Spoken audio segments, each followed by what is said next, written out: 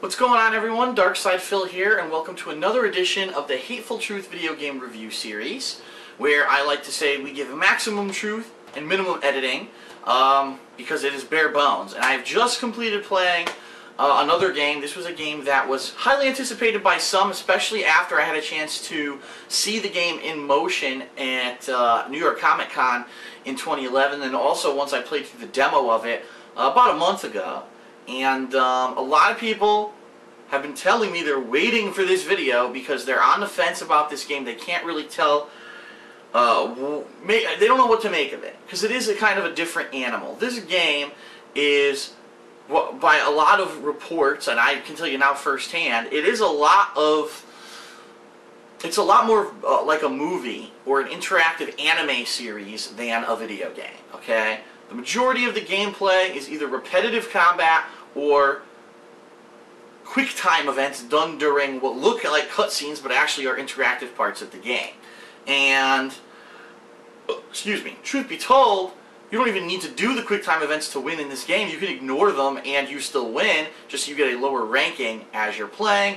We'll explain why that's important during the course of this review, but I am talking about the new IP from Capcom, Asura's Wrath. And you might be saying, what the fuck? A new IP from Capcom? Yeah, that's right. Capcom is still trying to launch new IPs even after some of their previous failures like Dark Void. They do have some studios still working on some interesting things. This game was actually made by CyberConnect 2, but ended up being published by Capcom. I guess Capcom backed them during development. And Asura's Wrath is a unique combination of an art style that looks like anime and has a lot of things that actually kind of almost are direct references to different animes, but at the same time takes almost a Buddhist religious style story and presents it in that manner. The story of Asura's Wrath is simple. Asura is a demigod, and there are 8 of these demigods that are trying to defend the earth from this infection, this corruption that basically is taking over. It takes the form of giant animals that are trying to kill the people of Earth. And Asura successfully fends off these corruptors of the planet, but then actually gets double-crossed and framed for the murder of the human emperor, ends up getting killed, and the basic premise of the game is that he's fighting his way back from hell to fight the other demigods who framed him for this murder and find out what exactly is going on. So, pretty interesting premise. Of course, he's trying to save his daughter, who was kidnapped by the head demigod, and the plot will evolve and gets more complex during the course of the game. The game is presented in a series of 18 episodes. Now, what this means is that you're going to have an episode is anywhere from maybe 10 to 20 minutes long, and it's presented almost like you're watching a show, an episode of anime. You'll play for 5 to 10 minutes, then it will kind of pretend to go to a commercial break, then come right back, and you'll play for another 10 to 20 minutes, then you'll get credits, and then it'll end the episode, whereby you'll get ranked based off of your performance during that episode. And you get ranked on 3 different things.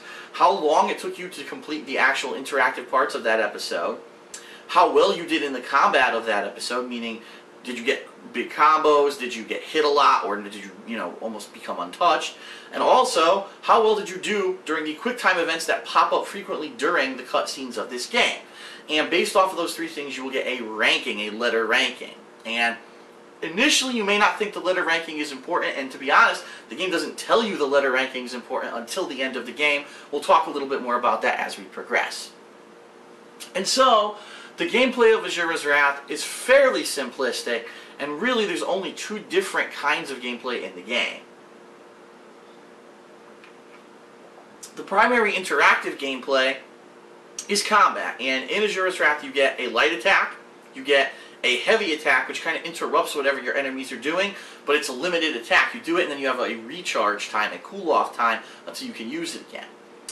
By doing these attacks, which you could do combos with, and there's also a heavier regular attack that's a launcher attack, so you can do a couple normal hits, launcher, jump up, a couple hits in the air, maybe you ground the opponent, and then the game gives you the ability to hit the opponent while they're on the ground. That's pretty much the extent of the combat here. There's a dodge move as well that you use to dodge incoming enemy attacks. There's 2 goals during the combat. The first is to build up a meter which allows you to then use your heavy attack an unlimited amount of times for a limited period of time, and then you have to recharge that meter again.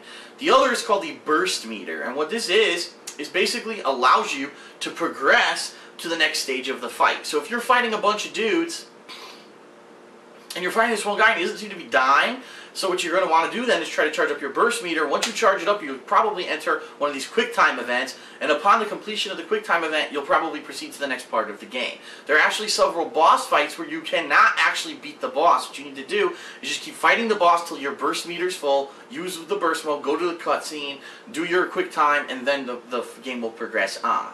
So that is the primary gameplay of Asura's Wrath. Now there are a couple things that are a little bit different. There's a couple stages where it actually becomes a on-rail shooter, where you are controlling your guy dodging projectiles, but there's also a target on the screen that you use to auto-target things and shoot your abilities. I don't even know what it is, missiles, fire, I don't know what the hell it's supposed to be, but you shoot those at the enemies on the screen. But outside of these limited rail shooter portions and the combat and the quick time events that you do during cutscenes, that is the extent of the gameplay of Asura's Wrath, okay? And the thing that really falls short for me is, okay, so there's something to be said. There have been games similar to this, for example, Heavy Rain. Heavy Rain wasn't a gameplay-heavy game. Mostly it was just walking around and doing a couple repetitive things, and then, again, doing the quick time events when it was required, and there have been other games similar to that as well, with repetitive combat and stuff where it's not that complex. But really where those games usually shine is either maybe the length and the gameplay is, there's a lot of variety in it, and so you want to keep playing it. I mean, God of War, you constantly unlock new weapons and abilities, so of course you always want to be using the new weapon, and you want to keep playing the game. Or Heavy Rain, you're so hooked on the story. The story is so good, such a dramatic murder mystery. The characters are so engrossing. You get attached to them, you want to see what's going to happen to them, and in that game the characters can actually die during the story, dramatically changing the course of events and the ending of the game. In Asura's Wrath, you never really feel those kind of epic things. The story's okay. It's interesting. If you like anime and episodic style stories, you probably like the story and the art design of Asura's Wrath. The combat is very simplistic. It's not like God of War, where over the course of the game you're unlocking better abilities and better combos.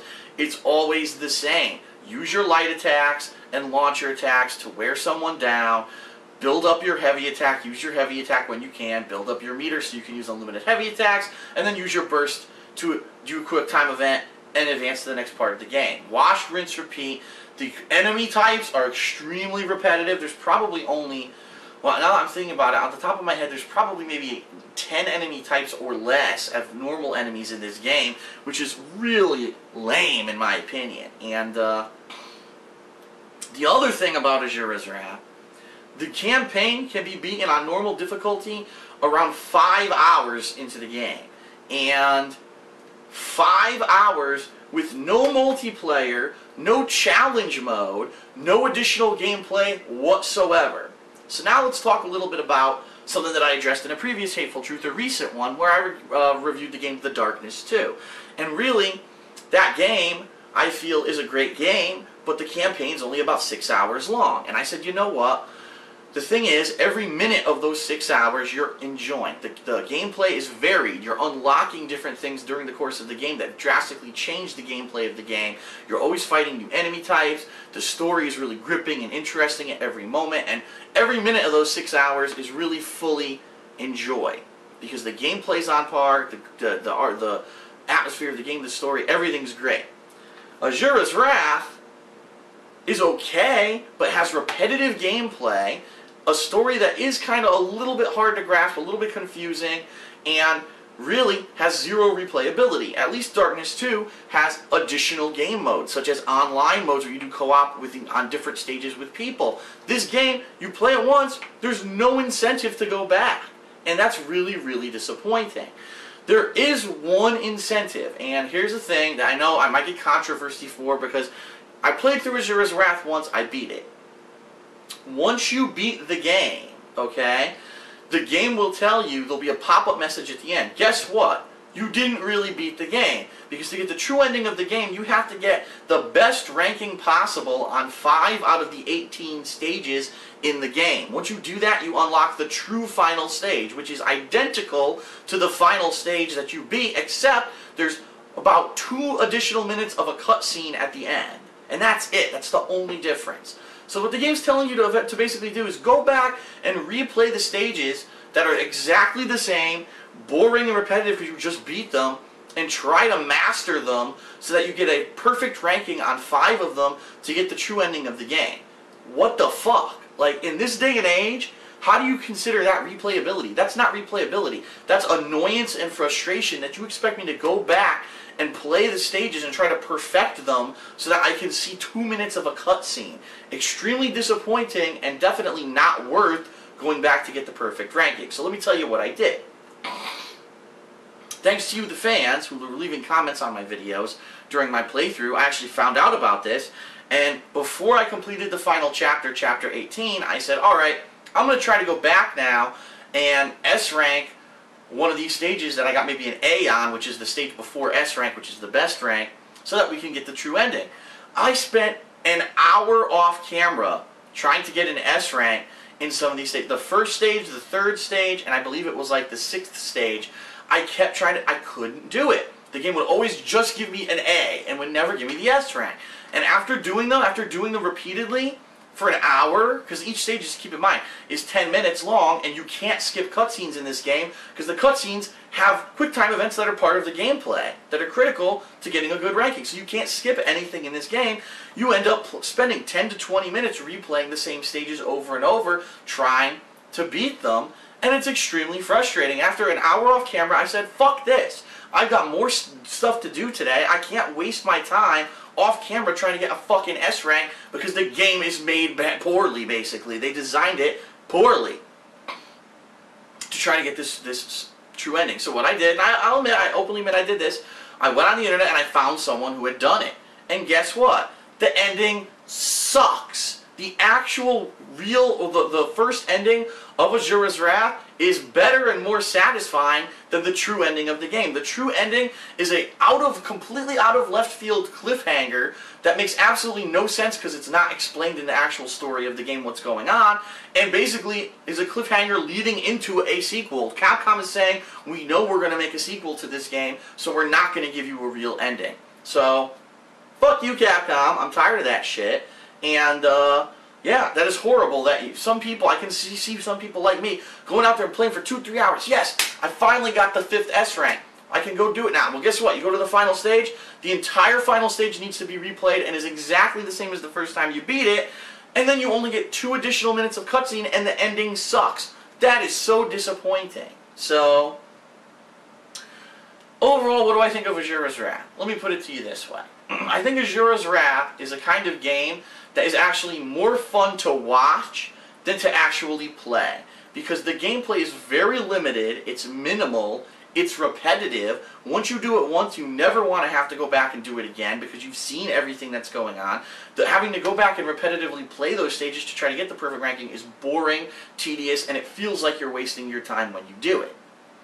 That being said, watching a playthrough of Asura's Wrath is probably really entertaining because it's a kind of unique anime style delivery, episodic delivery, some interesting characters, interesting abilities. The voice acting's pretty good, and to watch the story from start to finish once is probably really entertaining, but to having to do any additional gameplay after that is boring as fuck. And the fact that Asura's Wrath is a $60 retail release and only has 5 hours of gameplay, because what I'm assuming is that Capcom would say, oh no, it's more than that, because you have to go back and get S ranks on these stages to see the true ending. So it's really 8 or 10 hours of gameplay, because you have to get, no. Replaying the same fucking stage over and over to get a perfect rank is not considered added on hours of gameplay. That's repetitive bullshit, and it's bad game design in this day and age. So, for a game that's only 5 hours long, no replayability, repetitive gameplay, and minimal gameplay, by the way. Some of these stages only have 2 to 3 minutes of gameplay in the entire 15-minute stage. It's all fucking cutscenes with QuickTime events. It's really not that much of a game. It's okay. It's good for one playthrough, and then you're going to say, what the fuck do I do with this game now? In fact, if I didn't know that there was a DLC coming that has some Street Fighter related stuff in it, that's right, there's actually a Street Fighter DLC coming for this where Asura might face off against like Ryu or something like that. If I didn't know that were coming, I would trade this in immediately today. But I know that's coming, that's the only reason I'm holding on to the game. There's just no replayability at all. Again, unlike the Darkness 2, no online play, no co-op play, no new stages, nothing. You play through the game once, you're done. And 5 hours for $60, not a good value. So really, my honest recommendation about Asura's Wrath is, if you want to play this game, rent it. I don't think anyone should buy this game. And if you really want my honest opinion, it's probably better off for you to just watch a playthrough on the internet. And that's the first time, I think, in the entire time I've been reviewing games that I said, just watch a playthrough. Because I think the story is interesting, the art direction is interesting, the voice acting's good, the actual music is excellent, has an excellent soundtrack, by the way, and watching it through once is a lot of fun. But after that, you will feel empty inside that you spent money on this thing, honestly. And for the fact that the gameplay is so limited, so repetitive, and not really that fun, you're really just playing to get through the story, I don't even think it's worth a rental. Just go online and watch a damn playthrough. Of course I'm going to say watch my playthrough, but watch a playthrough of the game. It's not even worth playing. So, Asura's Wrath, sorry Capcom, you took a big gamble here. You were probably following along the footsteps of games like Heavy Rain that have limited gameplay, but the story was so gripping that it was worth it. You fall far short of a game like that. And for me, Asura's Wrath really doesn't really even constitute a game that much. It's more of an interactive movie, and the movie is okay and too short. And the true ending is not worth replaying the game for. I recommend to anyone who has this game, if you don't get those S ranks, those 5 S ranks during your first playthrough of the game, fuck it. Don't even bother. Just go online, watch the 2 extra minutes of cutscene, and say, wow, am I glad I didn't waste my fucking time trying to get those stupid S ranks on this game. Asura's Wrath, a failed experiment in my opinion by Capcom. The fact that the story is interesting, the art direction is great, the music, the voice acting is really good, and then the gameplay is fucking in the shitter. Like, really good, in the fucking shitter, like horrendous bullshit. So unfortunately, I'm going to give Asura's Wrath an honest score. Remember, I'm very truthful and honest with my reviews. They are much lower than probably what mainstream media give. I'm going to give Asura's Wrath a 4.75. I don't even consider this an average game. I think that it's a below average game, that the design team, the art direction team did a great job. The people who were doing the actual gameplay fucking suck balls, and I think the game really shouldn't be purchased by anyone, and most people, it's a skip. Don't even rent it, just watch a playthrough online. The story's interesting enough to watch a playthrough online, but that's it. After that, it's not even worth playing. Fuck. Disappointing, because I was really hoping that it would be kind of a Heavy Rain situation, and instead, they just fucking blew it. So, alright, that's it for the Hateful Truth video game review on Asura's Wrath. I hope it was informative and truthful, and that now you can now make a decision whether or not to buy that game. Don't do it. And that's it. So, thanks a lot, and I will see you guys later for the Hateful Truth game reviews. Maximum truth, minimum editing. See you later.